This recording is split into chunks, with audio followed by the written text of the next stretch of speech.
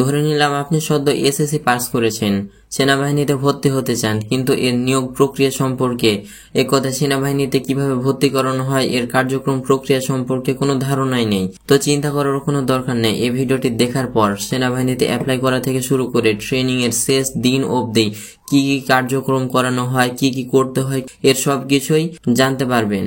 তো প্রথমে আপনার সেনাবাহিনীতে সার্কুলার প্রকাশিত হওয়ার পরপরই দেখতে হবে আপনার ওয়েটের সাথে, হাইটের সাথে এবং আপনার শিক্ষাগত যোগ্যতার সাথে মিলছে কিনা।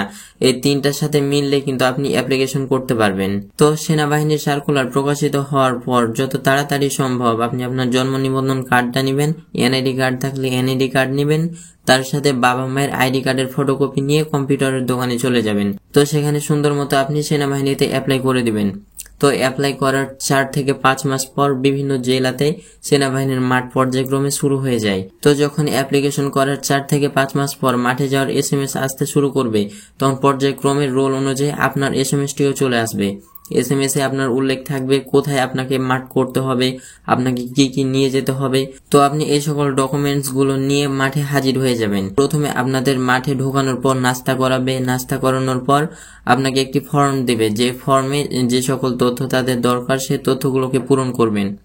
তারপরে আপনার প্রাথমিক মেডিকেল হবে। প্রাথমিক মেডিকেলে দেখা হবে আপনার হাইট, ওয়েট সবকিছু সামঞ্জস্যপূর্ণ রয়েছে কিনা, তার সাথে বুকের মাপটাও চেক করা হবে।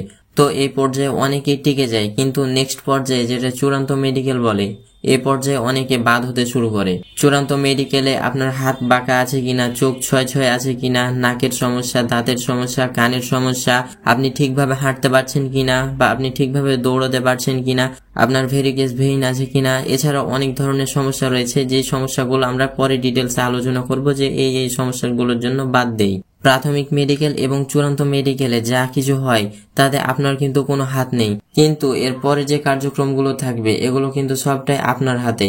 আপনি যে রকম পারফর্ম করবেন সেই রকম আপনি ফলাফল পাবেন। আপনি যদি বেস্ট পারফর্ম করেন তাহলে কিন্তু আপনার এখানে চাকরি পাওয়ার সম্ভাবনাটি কিন্তু 100% থাকে। প্রাথমিক মেডিকেল এবং চূড়ান্ত মেডিকেলের পর কিন্তু আপনার ফিজিক্যাল এন্ডুরেন্স টেস্ট করা হবে। এর মধ্যে থাকবে দৌড়, পুশ আপ, বিম। সেনা অফিসার চাইলে আরো 2-1টা এক্সারসাইজ অ্যাড করতে পারে। তো ফিজিক্যাল এন্ডুরেন্স টেস্ট এর পরে আসছে আপনার লিখিত পরীক্ষা। লিখিত পরীক্ষাটাও কিন্তু চাকরি পাওয়ার জন্য খুবই গুরুত্বপূর্ণ একটি ম্যাটার। তারা শুধু আপনার ফিজিক্যাল এন্ডুরেন্স অথবা শারীরিক স্বাস্থ্যের উপর ভিত্তি করে আপনাকে সিলেক্ট করে নিবে না, আপনাকে নিশ্চয়ই এই পরীক্ষাটাতে গুড একটা মার্কস পেতে হবে। এই পরীক্ষাটি মূলত বাংলা, ইংলিশ, সাধারণ জ্ঞান এবং বুদ্ধিমত্তার উপর ভিত্তি করে নেওয়া হয়। আপনাকে এখানেও কিন্তু ভালো একটা পারফর্ম করতে হবে। যদিও সেনাবাহিনীর পরীক্ষার প্রশ্ন তেমন একটা করা হয় না, এই লিখিত পরীক্ষাটি আবার 2 ভাবে সম্পন্ন হয়। প্রথমটি হচ্ছে সাধারণ জ্ঞান ভিত্তিক প্রশ্নের উপর 10 মার্কের প্রশ্নের উত্তর দিতে হবে 10 মিনিটে। তো পরীক্ষা নিয়ে আমরা পরের কোনো ভিডিওতে ডিটেলসে আলোচনা করব। তারপরে রয়েছে ভাইভা।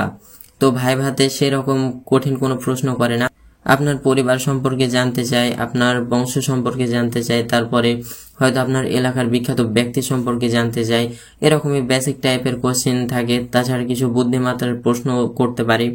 এভাবে করে আপনার ভাইভাটা এক একজনের এক এক রকম টাইম মিলে নেই। আমার সময়তে নিয়েছিল প্রায় 10 থেকে 15 মিনিট। ভাইভা দেওয়ার পর আপনাদের সবাইকে এক জায়গায় ওয়েট করতে বলবে। মাঠের শুরু থেকে শেষ পর্যন্ত যে কার্যক্রমগুলো হয়েছে সেই কার্যক্রমগুলোর ভিতরে আপনারা যতজন শেষ পর্যন্ত টিকে আছেন এই প্রার্থীগুলোর নম্বরগুলোকে যোগ করা হয়, যে কে কোন ইভেন্টে কত নাম্বার পেল। এর মধ্যে থেকে নাম্বার যোগ করতে করতে যেই সব প্রার্থীর নাম্বার সর্বোচ্চ থাকে সেই সব প্রার্থীগুলোকে চূড়ান্তভাবে সিলেক্ট করা হয়। এভাবে মূলত সিলেক্টিং কার্যক্রমগুলো হয়ে থাকে। তো যারা সিলেক্ট হওয়ার জন্য যোগ্যতা অর্জন করেছে তাদের নাম এবং রোল ধরে ডেকে মোট প্রার্থীগুলোর থেকে আলাদা করে নেওয়া হয় এবং যাদেরকে নাম ধরে ডাকা হয়নি তাদেরকে ওয়েটিং এ রেখে দেয়, অথবা কোনো সমস্যা থাকলে তাদেরকে সেই সমস্যা সম্পর্কে অবহিত করে। আর যারা চূড়ান্তভাবে মাঠে সিলেক্ট হয় তাদেরকে একটি 5 পাতার ফর্ম অথবা একটি টোকেন ইস্যু করে, যে টোকেনে তাদের পরবর্তী কার্যক্রম সম্পর্কে অবহিত করা থাকবে। মাঠে চূড়ান্তভাবে সিলেক্ট হওয়ার পর আপনারা বাড়ি চলে আসবেন এবং ক্যান্টনমেন্ট থেকে বলে দিবে পরবর্তী কোন তারিখে আপনাকে কি কি কাগজপাতির সাথে করে নিয়ে ক্যান্টনমেন্টে আসতে হবে। তো আপনি সেই নির্ধারিত তারিখে সেই সব কাগজপাতি নিয়ে আবার ক্যান্টনমেন্টে হাজির হয়ে যাবেন। দ্বিতীয় দিন যেই দিন কাগজপাতি জমা দিবেন সেই দিন আপনাকে এরকম ফর্মাল ড্রেস পরে ক্যান্টনমেন্টে প্রবেশ করতে হবে এবং সেই দিন কাগজপাতি জমা দেওয়ার সব কার্যক্রম শেষে আপনাকে একটি প্রত্যয়নপত্র ইস্যু করবে, যে প্রত্যয়নপত্রতে লেখা থাকবে আপনি কোন জায়গাতে আপনার ব্লাড টেস্ট, ইউরিন টেস্ট এবং সাঁতার টেস্ট করাবেন। অলরেডি আপনাকে একটা কোড দিয়ে দেওয়া হয়েছে, কিন্তু আপনি জানেন না আপনাকে কি কোড দেওয়া হয়েছে। তো কোড সম্পর্কে ডিটেলসে আমরা নেক্সট ভিডিও নিয়ে আসবো ইনশাল্লাহ। তো মনে করুন আপনার কোর হিসাবে সিগন্যাল পেলেন, তাহলে আপনাকে STC&S যশোর সেনানিবাসে যেতে হবে। ঠিক এভাবে আপনার কোর অনুযায়ী সেই কোরের ট্রেনিং সেন্টারে গিয়ে আপনার ব্লাড টেস্ট, ইউরিন টেস্ট এবং সাঁতার টেস্ট করাতে হবে। তো এইসব টেস্ট করার আগে অথবা পরে আপনার BRU থেকে আপনাকে বলে দেবে আপনাকে কিভাবে অ্যাপয়েন্টমেন্টের জন্য ডাকা হবে। হয়তো তারা একটা ফিক্সড ডেট দিয়ে দিবে যে অমুক ডেটে আপনি এসে অ্যাপয়েন্টমেন্ট কার্ড নিয়ে যাবেন, অথবা তারা বলে দিবে যে কল অথবা SMS এর মাধ্যমে তাদেরকে ডাকা হবে অ্যাপয়েন্টমেন্টের জন্য। এখন অ্যাপয়েন্টমেন্ট কার্ডে উল্লেখ থাকা ডেটে আপনি আপনার ট্রেনিং সেন্টারে গিয়ে ট্রেনিং করতে শুরু করবেন। দীর্ঘ 9 মাস সামরিক এবং মৌলিক ট্রেনিং করার পর আপনি একজন নবীন সৈনিক হিসাবে আপনার নির্দিষ্ট ইউনিটে যোগদান করবেন।